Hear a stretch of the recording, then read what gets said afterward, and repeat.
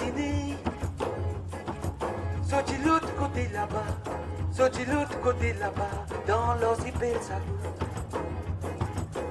Un petit peuple déraciné qui peut vivre dans la pauvreté. Nous partenons à l'identité. Un petit peuple déraciné qui peut vivre dans la pauvreté.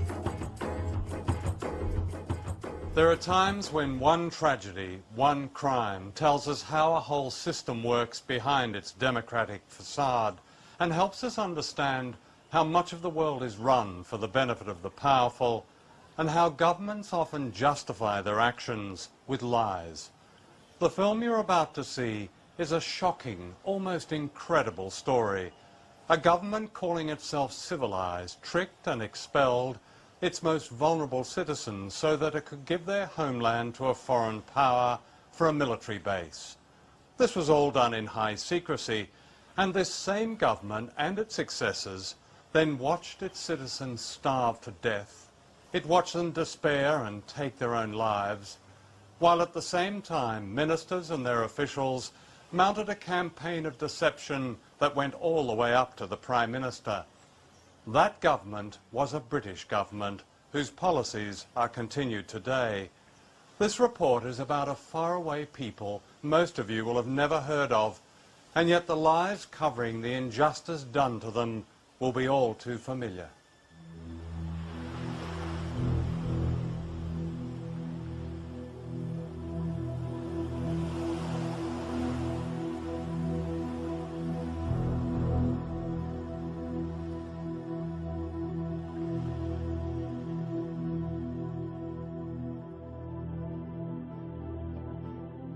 This is Diego Garcia, the main island of the Chagos group in the Indian Ocean.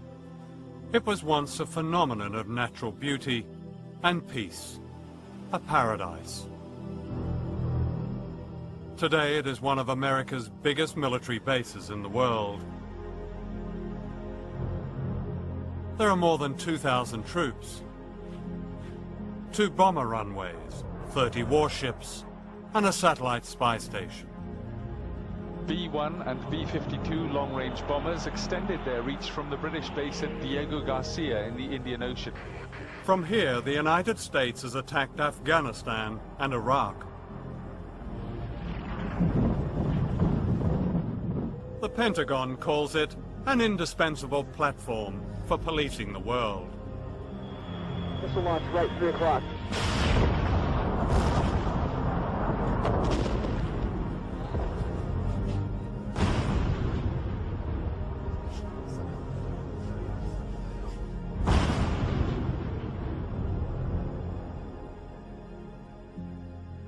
Diego Garcia is a British colony. It lies midway between Africa and Asia, one of a group of unique coral islands.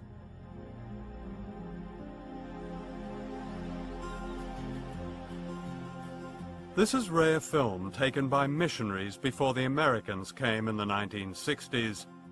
2,000 people lived in the Chagos Islands, a gentle Creole population originally from Africa and India, whose communities dated back to the late 18th century. They were thriving villages, a school, a hospital, a jail, a church, a railway, and above all, a benign, undisturbed way of life. Si mon grand-mère Bisaïl, roi naissance le Diego Gracia, mon grand-mère n'est là-bas, mon maman n'est là-bas, moi mon est là-bas, si moi mon fait 6 enfants Diego, et nan di moun qui plus grand que mon grand-mère Bisaïl, qui a des enfants là-bas. Le Diego qui plus bon souvenir, nous tu manger, nous tu boire, ils amènent nous pas tu manques non rien, ils amènent nous pas tu acheter non rien ici, à part de linge pour nous mettre l'eau nous. Tiens un poule, canard, porc. Moi, je suis bon monsieur, à la mer sec. Je vais prendre dans la mer avec moi. Je t'attrape poisson. Je t'amène, je mets devant moi. Unknown to the islanders, all this was about to end. a conspiracy was underway between the governments of Britain and the United States. The year is 1961. In this film, never seen before, the man on the right is Rear Admiral Grantham of the US Navy. His visit to Diego Garcia marked the beginning of a top-secret Anglo-American survey of the island for a military base so vast that it would cost over $1 billion. The Chagos Islands were then governed from Mauritius, 1,000 miles away. When Mauritius got its independence from Britain in 1968, it was on condition that it would lay no claim to the Chagos Islands. Hidden from Parliament and the US Congress, the deal was this. The Americans wanted the island, in their words, swept and sanitized. An entire population was declared expendable. All of them were to be deported. The British and American authorities implemented a policy decision that was aimed at depriving that community in the Chagos from basic supplies. No milk, no dairy products, no oil, no sugar, no salt, no medication, no more of the things you use in life. The effect of the policy was to terrify many of them into leaving. They were also told their islands might be bombed. In the spring of 1971, Sir Bruce Greatbatch, KCVO, CMG, MBE, Governor of the Seychelles, gave the order that all the dogs on Diego Garcia were to be killed. These were much-loved pets, and the horror of their killing was taken as a warning by the islanders.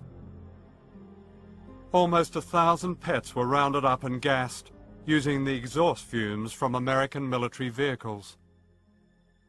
Ça ban enfants là content autres les chiens quand peut venir raser autres les chiens, divan autres peut pleurer autres peut crier c'est là ça grain. I mean, the relationship with our pets should be the same whether you are Chagosian or whether you are British. And they were absolutely destroyed by the fate reserved to their dogs, and many of them told me in no uncertain words they were told that any objection to the depopulation, they would suffer the same fate. Perhaps the lowest trick was that those islanders needing to go to Mauritius were prevented from returning home. Tout le monde quitte là-bas, mon vini pour venir sur mon bébé, pour retourner dans mon endroit. Les temps moi aller mal bureau tard, diamant bien sagrin, il tape moi les deux, diamant bien sagrin Élysée, pas pour aller encore là-bas, il infini vendi. Mon bonhomme tu peux assiser dans le sofa. Il guette moi dans mon figure comme ça, moi tout sur les deux bras tombés comme ça, il y a une congestion en place. Sur la main paralysée, sur la bouche, tout ça là. Lève-lui, amène-lui à l'hôpital. Il me voit ça même à sa congestion là même. The remaining population were summoned to the administrator's office and told that their homeland had been sold and that those who remained will be loaded onto ships and expelled.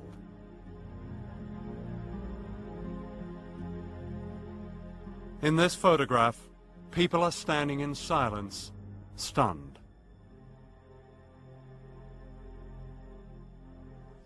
Vini, il fait une réunion, un air, code bureau, on appelle nous tout, nous pas obligés quitter. Mais ce qui tu peux passer là-bas, nous tu connais, pareil, comment tu peux faire avec nous les chiens, tu peux faire ça même à nous, sans pitié.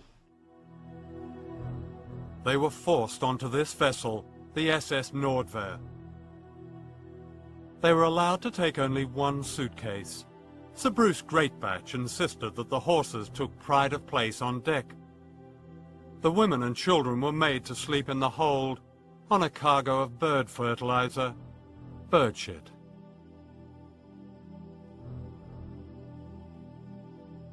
Bateau là nous da un seul matelas. Quantité d'enfants qui ont dit mon ils ont mis un seul matelas. Nous-mêmes qui sommes animaux. Nous-mêmes ban sragochien, femmes enfants nous qui sommes animaux là nous devons. The first port of call was the Seychelles, where they were herded from the boat.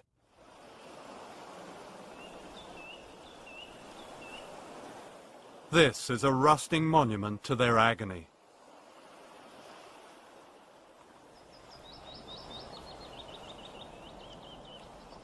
From here they were marched up the hill to a prison that has since been demolished.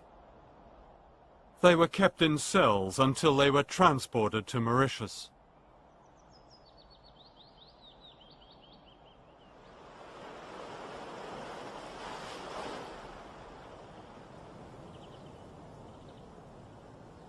This is Port Louis, the capital of Mauritius. Here they were dumped on the docks, bewildered and terrified. Some of them stayed on the docks, waiting for the next ship to take them back home, you see. And there was never to be a ship to take them back home. They were taken to this housing estate, which was then derelict and had been taken over by animals.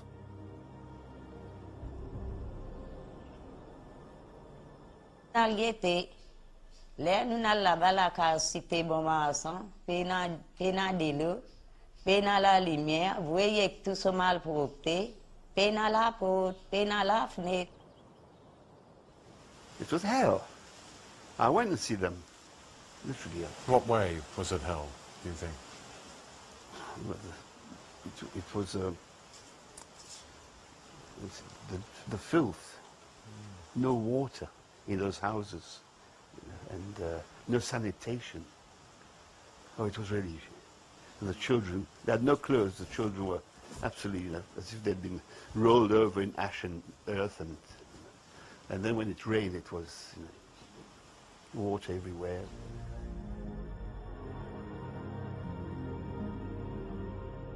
The islanders began to die, not only from poverty, but from what they call sadness.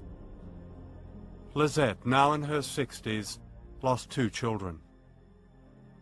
Mais les enfants sont extravagants parce qu'il y en a qui boivent avec moi. L'état moi, mon gars, ça nouvelle là, mon extravagant. La tristesse d'une boire un gilet extravagant, ça l'autre enfant là, il tient à 8 ans. Il a 16 extravagants, il connaît qu'à depuis là-bas. Tout ce qui peut causer, tout ce qui peut passer, peut quitter ce pays, il reste sans extravagant. Sa raison là que ça veut dire le docteur n'est pas qu'à soigner la sagrin. They would sing their way through life. Here, I mean, they wept their way through life, and they're still weeping, you see. And there were, as you mentioned, so many cases of suicides. But there were so many cases of children, not receiving proper care and dying in hospital. I know the case of one lady who lost 2 children within 2 or 3 months. And she wasn't able even to perform the funerals of her child because she didn't have the money necessary for that. And it was the state who took care of it. From the hospital, the child was taken to the cemetery, you see. Do you realize what sort of a trauma, what sort of experience this is for an old lady? And this old lady is still weeping to be able to go back home. By the end of 1975, the secret expulsion of the people of the Chagos Islands was complete. A survey of their conditions in exile told of 26 families that had died together in poverty, of 9 suicides, of young girls forced into prostitution in order to survive. The report gave these examples. Elaine and Michelle Musa, mother and child, committed suicide. Leonie Rangasamy, prevented from going back, drowned herself. Tarine Chateau, no job, no roof, committed suicide. This was a glimpse of the suffering inflicted by the British government, and yet in a letter dated 16th of August 1976, a Foreign Office official wrote, and I quote, "Although we have no information about deaths, some deaths are bound to have occurred in the normal course of events.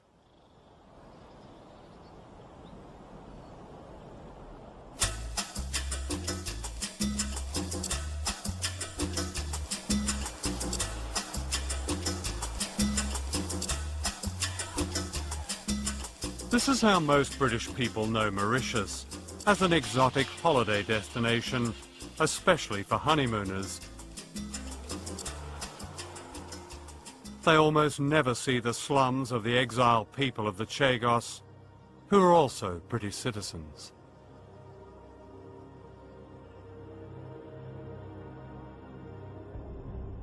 This is film taken in 1982 of a family of Chagos Islanders in exile in Mauritius.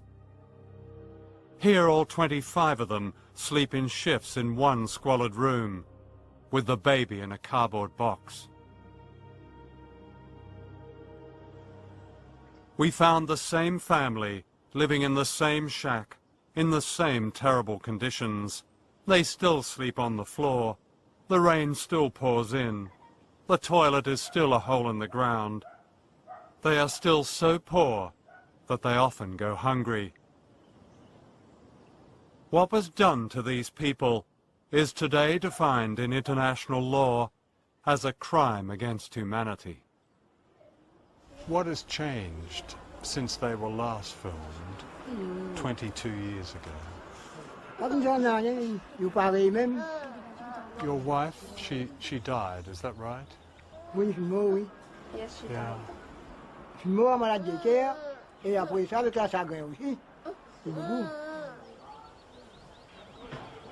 It's not nostalgia, it's more than that. It's like missing even the air that you breathe, missing the environment that you're used to, missing your home, missing your cats and your dogs, and your pets, which were all destroyed. L'État nous tu vives dans Diego, l'État nous tu vives dans Diego, l'État nous vives dans Diego, nous tu kuma payan qui dans les airs. Depuis nous vivons dans Maurice, depuis nous peut vivre dans Maurice, depuis nous vivons dans Maurice, là nous mène la vie côté ou deux. Donne la main aux camarades, donne-moi la main criée. Donne la main aux camarades, envoie-nous message dans les mondes.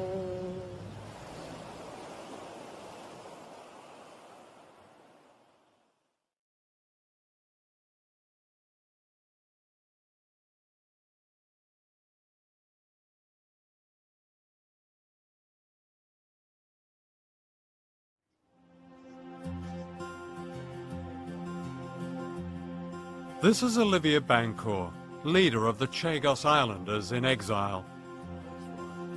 When he was a boy, he promised his mother Rita that he would lead the fight for justice for his people. Olivier knows all too well their suffering. So you've lost a sister and four brothers? 4 brothers, yeah. Tell me what happened to them. I have one brother who died with hard drugs. I have 2 other brothers who died with alcohol. My sister just put a fire on her. She had been very discouraged with her life. She committed suicide? Yeah, suicide, yeah. In 1982, the Chagos Islanders, now desperate, demonstrated in the streets of Mauritius. This embarrassed the British government into giving them a derisory compensation, which came to less than £3,000 per person. This didn't even pay their debts, and to get this money, many believe they were tricked into signing away their right to return home.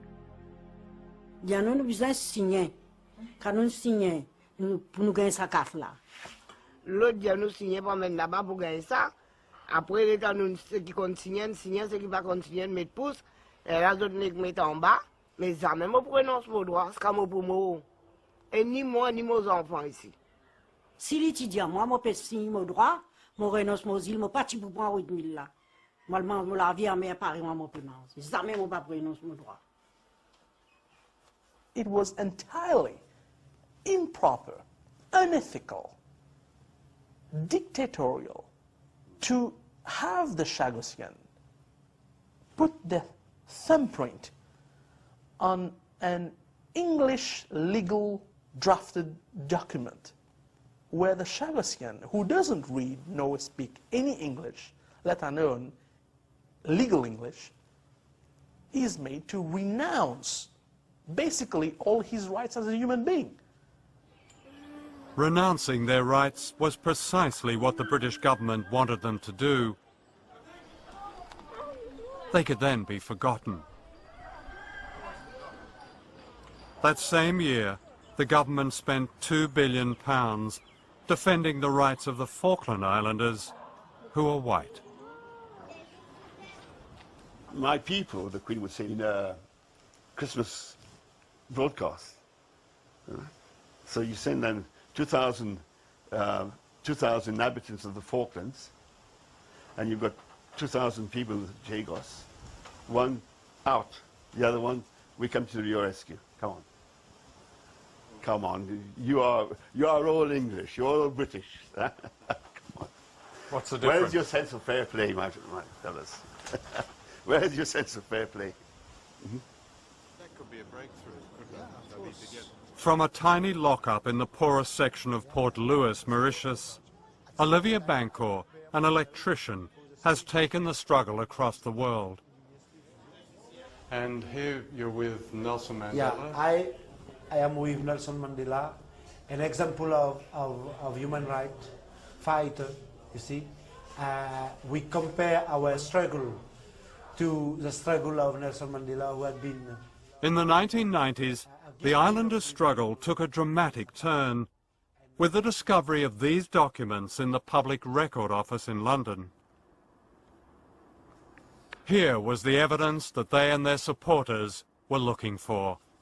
These long-forgotten secret official files revealed the full scale of the conspiracy and the cynicism that drove it.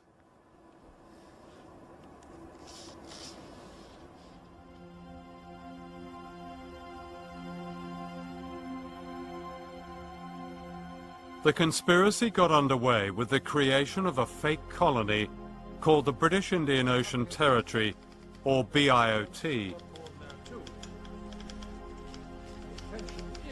The sole purpose of creating this colony was to kick the people out. And to do it, the Foreign Office invented a fiction. They said the islanders didn't really belong to the Chagos, but were merely temporary contract workers. Foreign Office Memorandum, July 1965. People were born there, and in some cases their parents were born there too. The intention is, however, that none of them should be regarded as being permanent inhabitants of the islands. So how would they be regarded? The legal position of the inhabitants would be greatly simplified from our point of view, though not necessarily from theirs, if we decided to treat them as a floating population.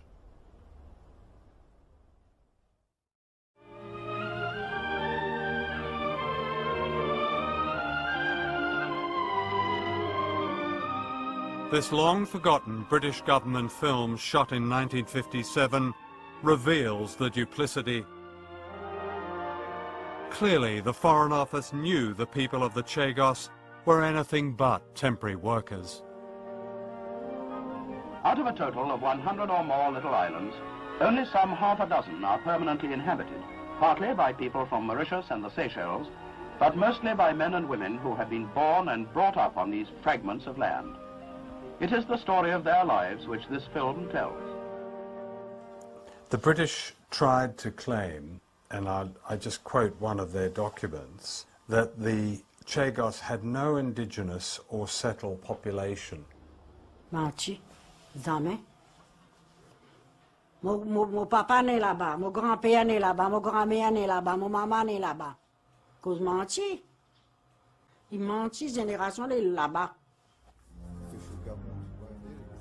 Back in London, some officials began to worry about being caught out. Foreign Office memo, November 1965. There is a civilian population. In practice, however, I would advise a policy of quiet disregard. In other words, let's forget about this one until the United Nations challenge us on it.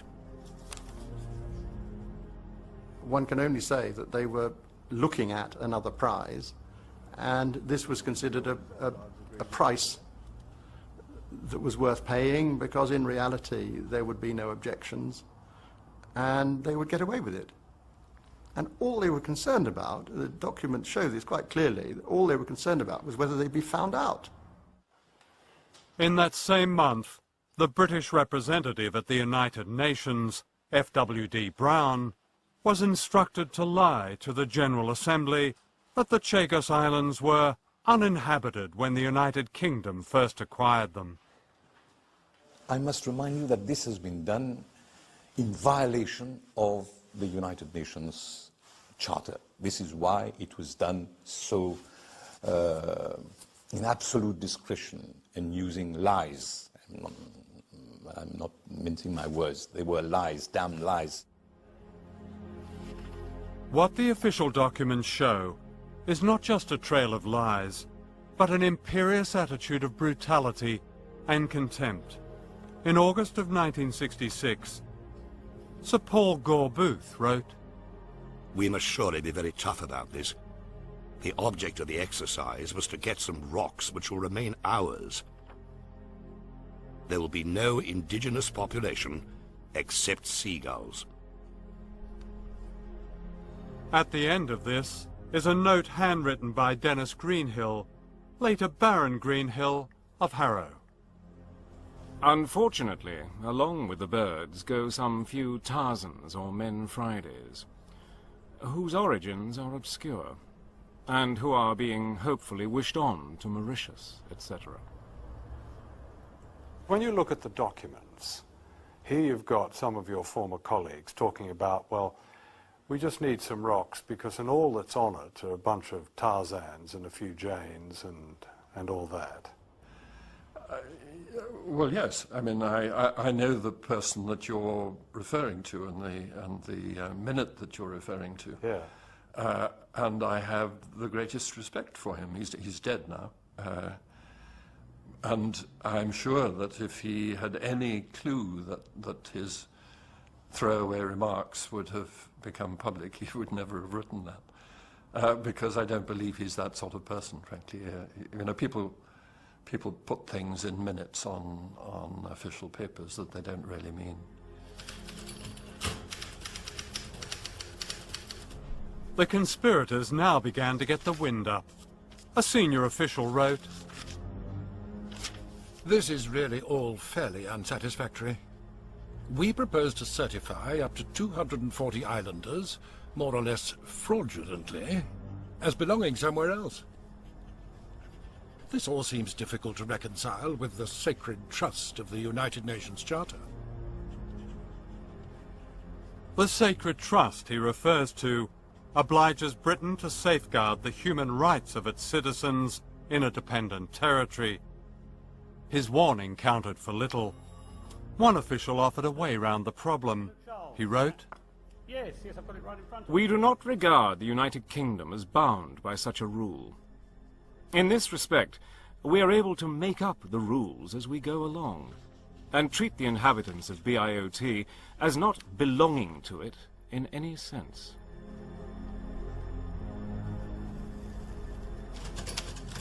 This same official summed up the whole charade in the subtitle of one of his reports, "Maintaining the Fiction."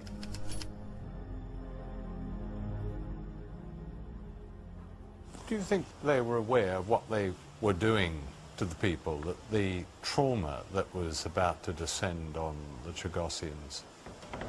These boys in the colonial office, did they really care very much about... Come on. No, you know, you had your standard of living, you kept to it.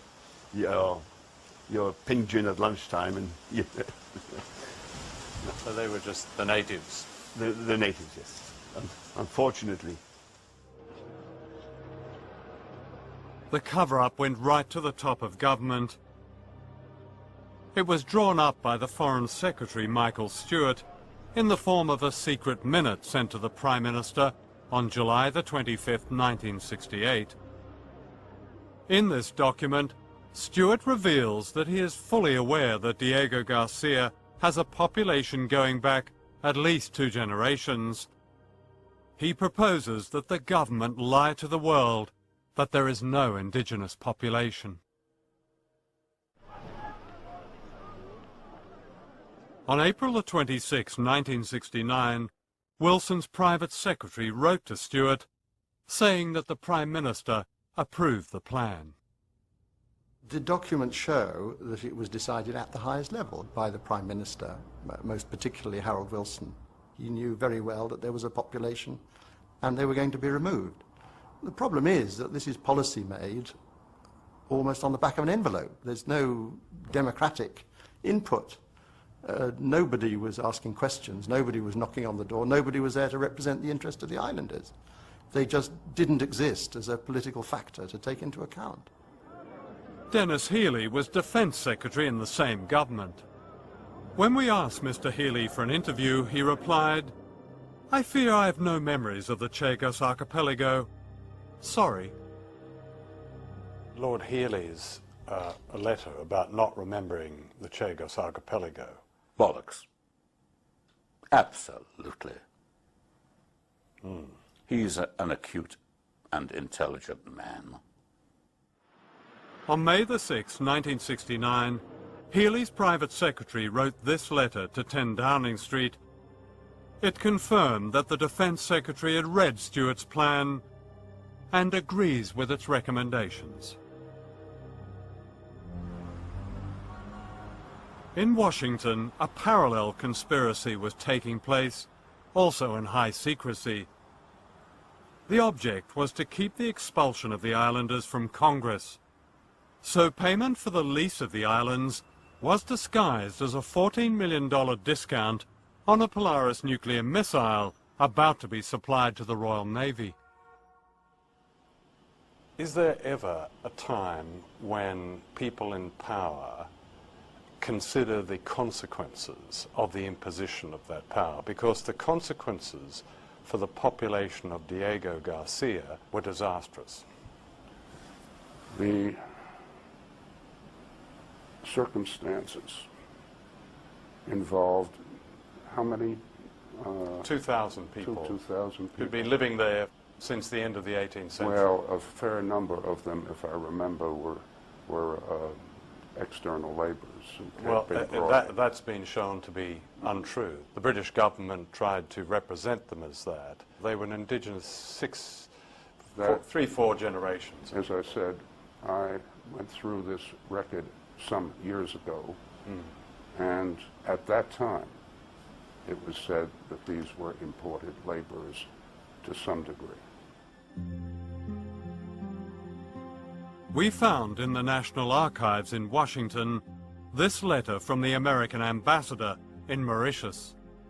February the 1st, 1972, Ambassador Brewer to Washington. It is, of course, absurd to imply that Diego Garcia had no fixed population. There is no question that the island has been inhabited since the 18th century. I don't think there's any doubt at all that the Americans who visited the islands to reconnoiter as to whether this was a suitable base area, they saw that there was a functioning civilization on the island. They could not have been unaware of the settled human communities that they found. So when Schlesinger said they didn't know, they'd looked into it, that just... No, amnesia, at best. That's all you can say to that. It was not true. They knew. There's another... And they collaborated together on how do we get rid of these people? How do we lie that they're simply contract laborers? When many of them, their fathers, their grandfathers, perhaps even further back, were in the cemetery. If you take a decision in Washington and London and it devastates the lives of several thousand people on the other side of the world, isn't that something that should be called to account, no matter how long? Amongst the various activities of the British and the American government in the 20th century, not to mention the 19th century, this was a relatively small matter. If one goes back to British behavior, for example, in World War II, the attack on Dresden, the attack on the French fleet, all under Winston Churchill, whom we so much admire, and rightly so. This is a very small matter. It is being pinpointed now for reasons that I cannot ascribe to anything other than the quest for a certain publicity. Well, I think it's from their point of view, for one thing, the Chagosian Islanders are not the Nazis, and from their point of view, it's a quest for justice. And what is your motivation, if I may inquire? Purely the quest for justice, I'm sure. Yes. Yes, of yes, course. it is. Yes. Do you not think these questions are valid in asking you about consequences of the imposition of great power on peoples? I think that the questions are based upon a refusal to acknowledge the context of the times and the attitudes of the times, and that is based upon a willingness 35 or 40 years after a set of events to go back and critique them when they had become, what shall I say, far less relevant. Far less relevant? The High Court in London found it extremely relevant. In November 2000, it agreed with the people of the Chagos and handed down a shaming rebuke to the British government. The court ruled that the expulsion of the islanders was illegal.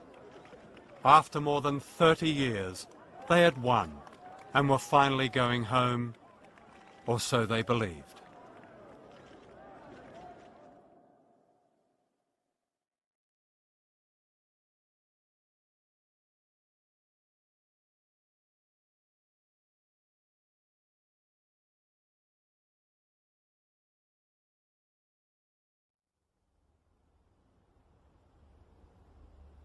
The Victory Day for the... Victory in the High Court gave Olivier Bancourt and his people the right to start their lives again. It's something which I will never forget, when just coming out of the court with this to ask that it is a victory for the Sagosian people, a small people upon a big power. Premier jugement là, nous tous tenons un petit l'argent dans nous lesquels nous tous contents. Nous disons anglais puis un sentiment humain. Quand on vient sa victoire là, on sentiment à l'aise. Qui me tient pensé, me pouvais tout mon pays natal, me pouvais tout le cimetière, côté mon grande famille. Moi tu penses tout encore une fois, me soli la place et que nous soli la mer, côté nous tu prends une naissance. However, the Foreign Office had other ideas.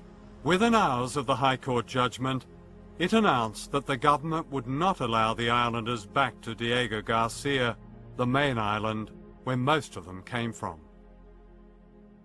Robin Cook told me that he said it would have been politically impossible to allow the Chagosians to go back to Diego Garcia because they had a treaty with the United States. Well, the first thing to point out there is that this is British sovereign territory. The British have a duty to their own citizens. They have the legal power to tell the Americans what policy and what immigration law they're putting in place on the islands. But in the meantime, we've signed a couple of pieces of paper with the Americans, and we now regard our obligations to them as paramount. I just don't see the logic of that. And to keep the people from the rest of the Chagos Islands, the Foreign Office invoked something called a feasibility study, which would question if people could survive in this idyllic place where they had lived for 6 generations. This study consulted not a single inhabitant of the Chagos Islands. After the High Court victory, the government promised the islanders that at least they could visit the graves of their families. Boats were chartered here in Port Louis, Mauritius, but they never set sail. Baroness Amos, Tony Blair's leader of the House of Lords, explains why they never went back. We chartered a vessel. Unfortunately, the vessel was not made available. We are happy to reinstate any such visit, but it would not include Diego Garcia because of the reluctance of the US government. The president of Mauritius, Kasamu Team, took her up on this. So I said to the Baroness, I said, Britain has no objection. She said, no, Britain has not. She said, do you allow me to take the matter up with President Bush? She said, by all means. And this is what I did. I wrote to President Bush. The reply came, I'm sorry to say, we don't deal with the Russian government, we deal only with the British government. And the British are not agreeable. It's black and white. The British are not agreeable to this visit. And we agree with the British. So they've been playing table tennis, ping pong, with the Chagosians. When we go to London, we are told it's an American problem. When we go to Washington, we are told it's a London problem. It is an arrangement between them to treat this problem as a ping pong ball. And it's terrible because by the time the ping pong game is over, well, there will be no Chagosians left. By June this year, the Blair government had run out of excuses, but there was still one more trick to play. Have you ever heard of something called an order in council? It's a royal decree using archaic powers, which unknown to most of us are still invested in the Queen. It's a cosy arrangement. The Queen rubber stamps what in many cases politicians know they can't get away with democratically. On November the 5th, 1965, an order in council was issued by the government of Harold Wilson. The aim was to secretly expel the population of the Chagos Islands, all of them loyal subjects of the Queen. In June this year, the Blair government used the same powers to bypass Parliament and the High Court in order to ban the Chagos Islanders from ever returning home. Dictators do this, but without the quaint ritual. The quaint ritual takes place here at Buckingham Palace. The public never sees it. Parliament is merely told about it. Orders in council, they go through without discussion. They're read in title only. No reason is given for them. No contents are spoken. The Privy Council never even sits down. They all stand around. The clerk to the council reads the thing in title. There were 2 orders, and the Queen says, agreed. And that's it. That is it. It's a decree. It's a decree. And with that royal decree, the people were banned forever from going home. It was June the 10th, 2004, election day in Britain, when they thought no one would notice.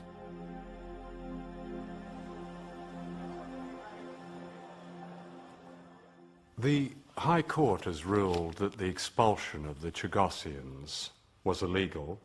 The Commission on Human Rights at the United Nations has called on your government to return them to their homeland.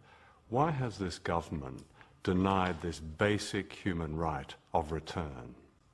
Firstly, the feasibility study, which was drawn up by independent experts, which told us that the only population of the islands that would be possible is short-term on a subsistence basis. Longer term would be precarious given the climatic conditions, given that in some cases some of the islands are barely 2 foot above sea level, and would be very costly. It is true that the Foreign Office has conducted, I think now, 3 feasibility studies, as they call them, about resettlement. Their contents have nothing whatever to do with the resettlement of the islanders, who had lived there for 200 years. Page after page after page is devoted to establishing that the beaches are made of sand.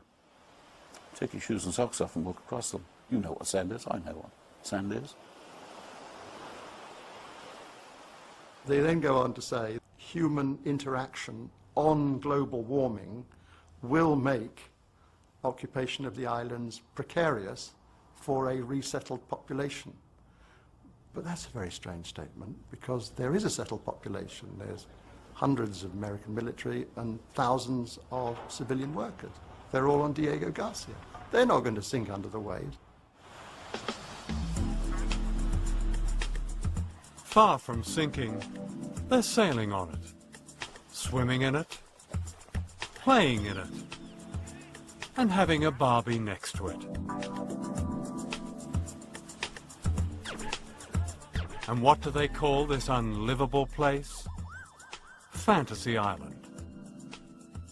Nobody takes those conclusions seriously, and insofar as the government repeats them, I'm afraid they're just opening themselves up to ridicule.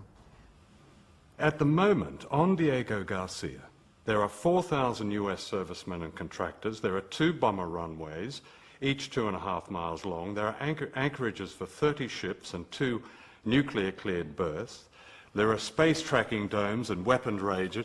It's the biggest American base outside the United States, which the US Navy describes as indispensable. The living conditions as outstanding, the recreational facilities as unbelievable, and the US wants to extend the lease past 2016. And you're asking us to believe these islands are uninhabited or they're sinking. No. Of course they're inhabitable, but at a cost.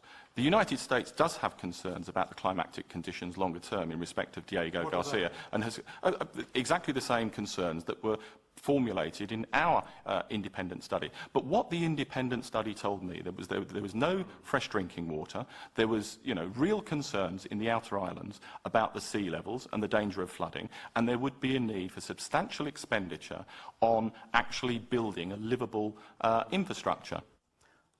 One of the chief things was, what is the water supply going to be like? Oh my God, we can't guarantee it. These islands, and I published this in 1971, are respectively the 3rd, Peros Penhas, and the 5th, Salomon, wettest islands in the world. Peros with 4 meters of rain a year, and the other with 3.5. When it rains, the water table is so high, the rain remains on the surface for days.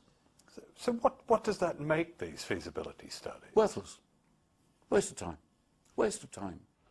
Let me ask you, does this government, do politicians in this government, because this story has shocked most people, do you not feel any shame for these actions? I've said to you at the beginning, I am not seeking to justify the decisions that were taken in the 60s and 70s. I mean shame now, because you use the same powers to ban them. No, I don't feel ashamed, because I took what I believe, and the government took, a responsible decision in the circumstances almost 40 years after the last Chargossian lived within these islands, and I was being asked, and the government and the British taxpayer was being asked, to pick up the financial tab to allow, almost on an exploratory basis, for people to go back to the islands. You can't manufacture money. You actually have to make choices about how you spend your money. Only the other day, the minister was asked by a member of Parliament, what is the anticipated cost? And the answer was £5 million to set up and £5 million a year to run. Well, that's peanuts. £5 million is the cost of an embassy building in London. This is an embassy building in Mauritius, home to Mr. David Snoxall, the British High Commissioner. It has tennis courts, lavish gardens, security fences, a swimming pool, and a Jaguar car. All paid for by the British taxpayer. Minutes away, these are the British citizens who are less worthy of taxpayers' money.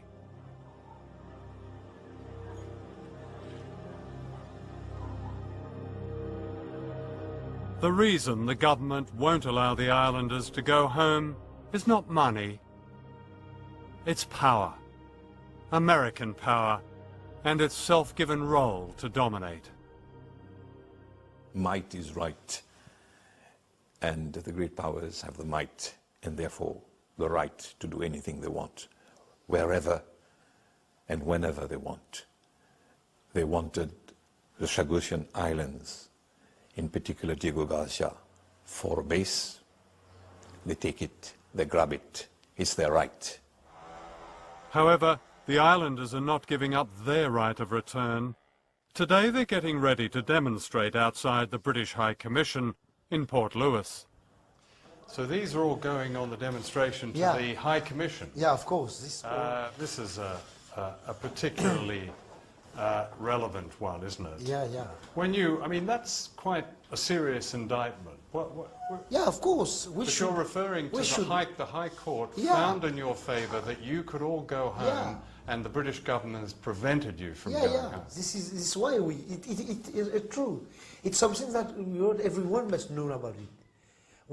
The British government seems to be using all of its powers to even capture the law and using it for its own political ends. By overturning the High Court ruling and saying that this is no longer on, that by referring to the Crown prerogative and going back to these medieval laws and overturning the legal decision to allow these people back to the outlying islands, that to me is a capture of the legal powers of the state that really only happens in totalitarian regimes. The struggle and the dignity of the Chagos Islanders were displayed here by elderly ladies having to stand on the street and shout for their basic human rights.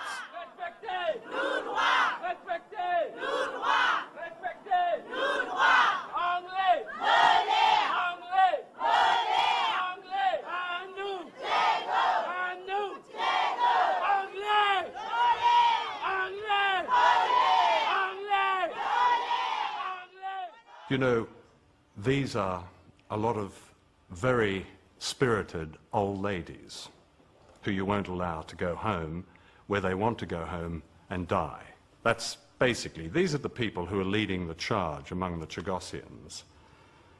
Isn't that shameful? Of course I've got sympathy for people based upon what happened to them and their families in the past. But this is today, almost 40 years after that event. And for us and the British government and the British taxpayer to be asked to finance that, when that money could actually alternatively go on alleviating aid and poor people throughout the world. But that is a choice that you asked me whether I'm ashamed of the decision that I've taken. No, I'm not. I believe in the circumstances, and it was a difficult decision. I believe we took the right decision. No human being would treat another human being the way the British administration treated the Chagosian people. In this part of the world, except if we go back to the days of slavery and to the days of indentured labor, I can't remember anything of the sort happening. Jesus Christ.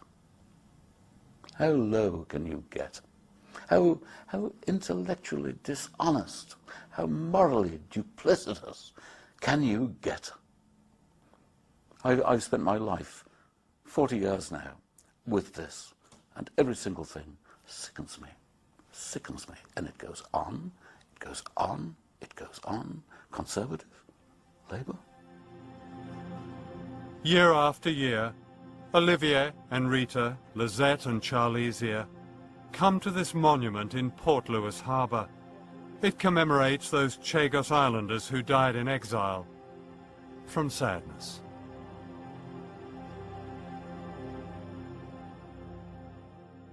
Il est bien sacriant, il est bien faire les guerres, faire mal. Et bon Dieu, pour punir les autres, ça qualité matière que les autres peuvent faire nous souffrir. Il est bien si bien, madame. Bien si bien. Scalaire n'a qu'au si bien. Dites-moi là, qui m'en est arrivé. Vous faites dire où t'allez là? 79. Et tous les temps qui m'ont là, la vie, quand ils m'ont masse 4 pattes, m'ont pour l'idée. M'ont pas pris de lit. Jusqu'à quoi de bon Dieu ramasse-moi.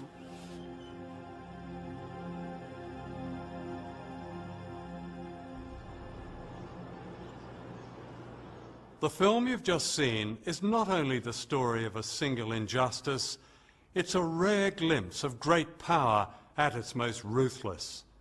What was done to the people of the Chagos raises wider questions for those of us who live in powerful states like Britain and America.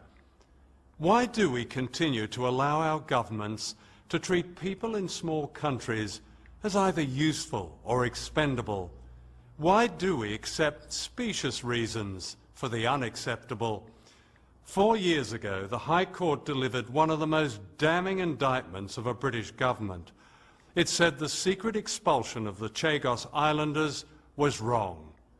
That judgment must be upheld, and the people of a group of beautiful, once peaceful islands must be helped to go home and compensated fully and without delay for their suffering. Anything less diminishes the rest of us. C'est à nous qui vivons dans Diego, c'est à nous qui vivons dans Diego, c'est à nous vivons dans Diego, nous qui comment pas yanké dans les airs. Depuis nous vivons dans Maurice, depuis nous peut vivre dans Maurice, depuis nous vivons dans Maurice, là nous mène la vie côté nous deux.